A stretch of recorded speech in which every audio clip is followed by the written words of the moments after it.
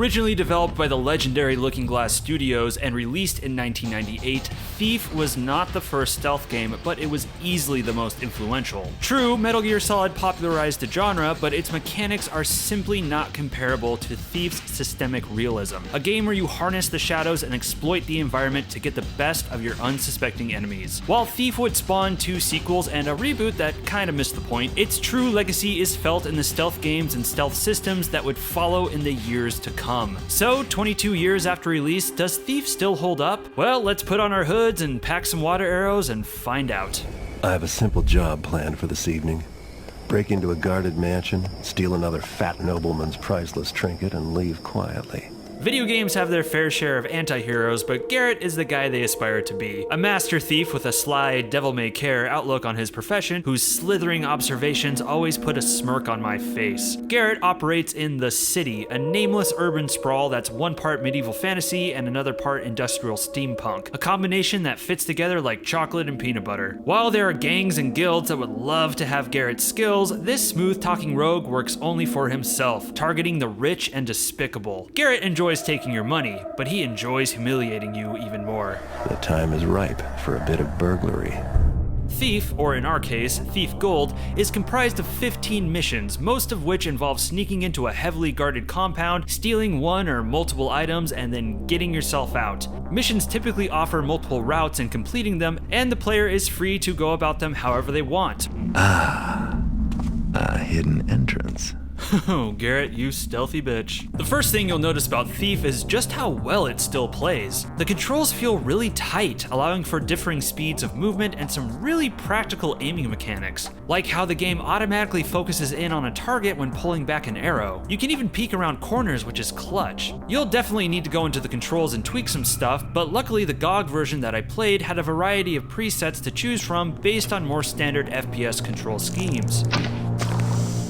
As was common of Looking Glass's other immersive sims, Thief allows players total agency in how they complete objectives, only really limited by the tools they have on hand and their imaginations. If you want to stroll into a mansion and complete your task by simply slaying all the guards, you are more than welcome to do so, but it will make the mission more difficult, and honestly the combat isn't all that fun, but we'll touch on that a little more later. Ugh. No, stealth is where the game shines. Your chief tactic is to stay out of the light, always move within the shadows so the guards can't see you. The light gem at the bottom of the game's HUD is the most useful tool. The more it shines, the more visible Garrett is, but when totally dark, Garrett is a ghost, so much so that he can come within an inch of a guard and still not be noticed, most of the time. Guard! If this gadget seems familiar to you, it's probably because Ubisoft Montreal basically lifted the mechanic for Splinter Cell. In fact, much of Splinter Cell's core design is borrowed from Thief, so much so that you can make an argument that Splinter Cell is a contemporary remake of Thief through the eyes of Tom Clancy. And much like Sam Fisher, Garrett has his fair share of tools and gadgets to get the job done. Your second most useful and innovative tool is Garrett's water arrows, able to snuff out torches and coat the environment in inky blackness. This may seem like a straightforward mechanic, but in 1998 this was simply unheard of and remains one of the defining features of Thief. Solid Snake might have been clever to hide in cardboard boxes, but Garrett simply turned the lights off. What was that noise? Sight isn't your only obstacle, sound is an equal consideration. It's always in your best interest to move crouched and slow on most surfaces as to not alert the guards. Carpet is the exception though, as it almost completely masks your footsteps. You can move on that as fast as you want, but tile is the real buzzkill. No matter how slow Garrett moves on tiled surfaces, he will always make a noise, making these floors a constant danger. Sometimes though, you can rely on strips of carpet to get past these areas, calling for a bit of awkward platforming. But moss arrows are the best solution. Shoot these bad boys on the ground and they sprout tufts of moss everywhere that will muffle your footsteps. Not sure how something like this could work, but video games. Sometimes eliminating the guards altogether is the better option. You can kill them with your sword or arrows, but a smack with the blackjack will drop them quickly. But always be sure to pick their bodies up and hide them in the dark corners of the map so the other lead foots don't get alerted. Gas arrows are another good non-lethal alternative, especially if you want to take out multiple guards.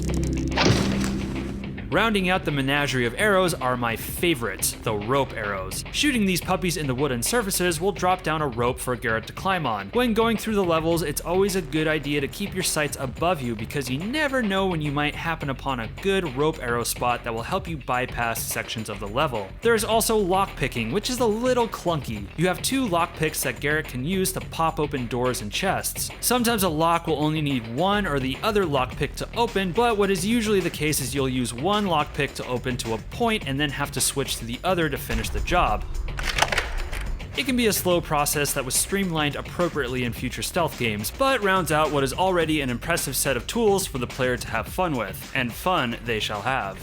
The bears have got these new muzzles with underslung cheeks. Okie doke. The opening mission of Thief makes a great first impression. Garrett has to break into the mansion of a Lord Bafford and steal his prized gold scepter. The mission does a great job introducing the player to the main mechanics, giving them dark, cramped hallways to sneak through and a decent amount of patrolling guards to pass by.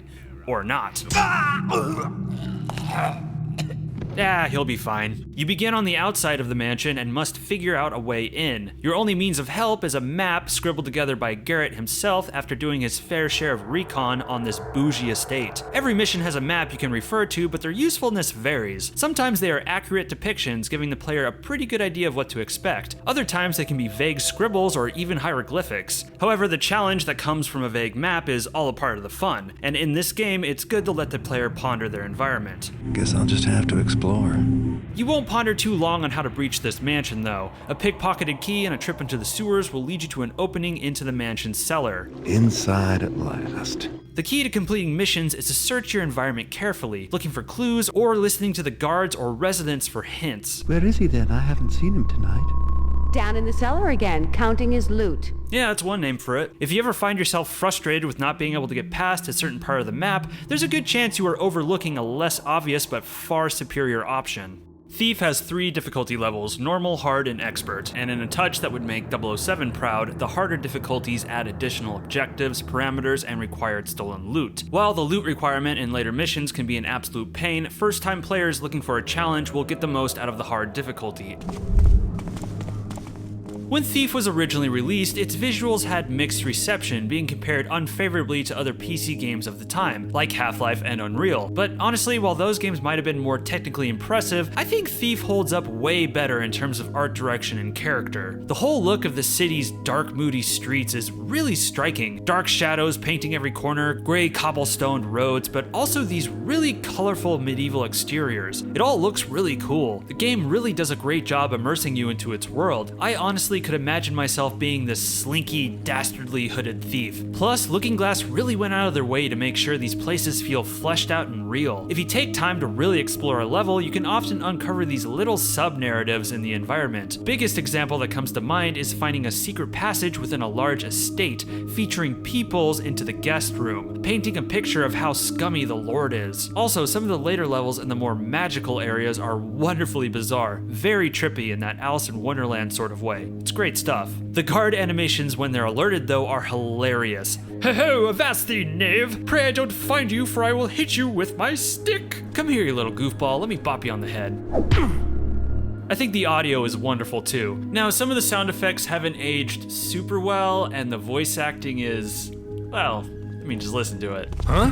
What the hell are you doing here? I mean, it was the 90s. Good voice acting was basically a coin flip. And you know the knuckle breakers ain't too picky about whose knuckles they break. Yeah. However, the ambiance, oh my god, the ambiance is amazing. Levels are seasoned with this deep, industrial, guttural ambiance that really colors the mood of the environment and gives the game so much character. Like, if it were possible to hear what shadows sound like, I feel like they would sound like this.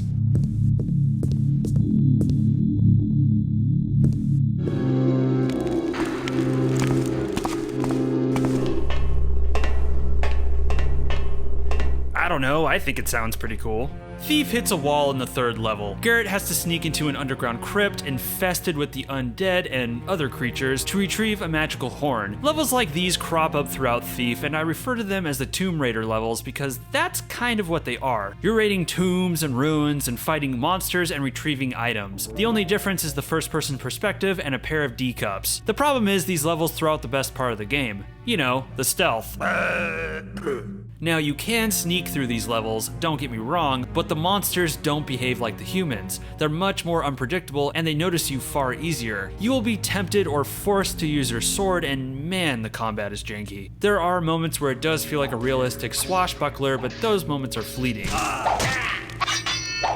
As soon as you start clicking, you'll find inconsistent hit detection, awkward hit animations from enemies that are confusing, and honestly, some of these guys are just way too strong. It's just not very fun to kill things in Thief. And when the game puts you in levels where it's encouraged, everything just kind of starts to feel like a chore. Honestly, just run from everything. They're slow, they won't catch you, just run.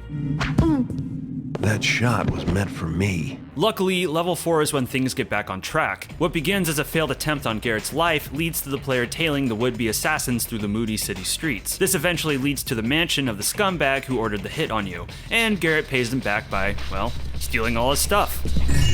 It's awesome. Admittedly though, the rest of Thief is a bit of an uneven experience. Basically, you're hopping back and forth from the typical stealth missions and the Tomb Raider levels, which do improve slightly but are still a slog to get through. To be fair, there are a few stealth missions though that are excruciating to complete. One in particular where you have to rip off a thieves guild, which will make you want to bang your head against the wall with all its backtracking. Ah, back door.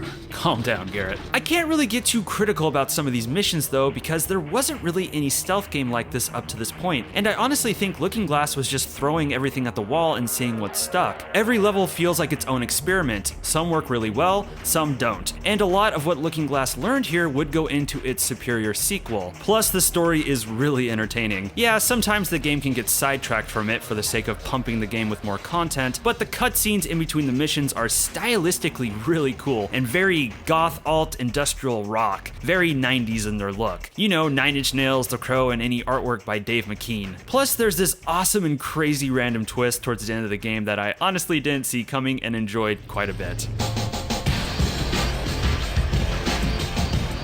So is Thief still worth sneaking back into? You know what, I think if you fancy yourself a hardcore fan of the stealth genre and haven't played Thief before, I would say yes. This is a pilgrimage worth taking. It's rough around the edges and a lot of the issues were fixed in Thief 2, but you'll get a kick out of seeing how many standard genre mechanics were born from this game and how well they were implemented even back then. There's a reason Looking Glass is looked at as a legendary game studio. These guys really made some amazing stuff. Thief is currently available on Steam and GOG. It runs perfectly and it's dirt cheap, so check it out. Now, if you're not as fluent in the genre and are looking to get into it for the first time, I would say you're better off checking out more contemporary efforts, specifically the most recent Hitman games or Splinter Cell Blacklist. Both those games and their respective franchises are built on the foundation Thief created. There's also the brilliant Dishonored series, which is basically a spiritual successor to the Thief games. I should also point you towards the Dark mod. This is a fan-created version of Thief that's based on the Doom 3 engine. It has all of Thief's mechanics and atmosphere, but with nicer graphics and a boatload of user-created levels. It's endless Thief. Finally, I'll also mention New Blood's upcoming game, Gloomwood, a game I've covered on this channel, which is basically recreating the gameplay of Thief but adding in some modern flair. The demo is currently available on Steam and it is very good. My video for it is linked at the top and in the description if you want to know more. Otherwise, I really hope to see more Thief in the future. The series has been dormant after its less than stellar reboot, but I think another developer could easily recreate Looking Glass's magic, and if not, perhaps we could see a remaster someday. Who knows? But hey, what do you guys think? Anybody have any awesome Thief memories they'd like to share or have an idea of how the series could be revived? Be sure to let me know in the comments. If you enjoyed this video, please do me a huge favor and click that subscribe button and click the like icon. It is a huge help in my battle to appease the all-powerful algorithm. I post videos every Thursday, so be sure to hit that bell so you are the first to see them. I'm Kirk, and thank you for watching this video. Stay safe out there.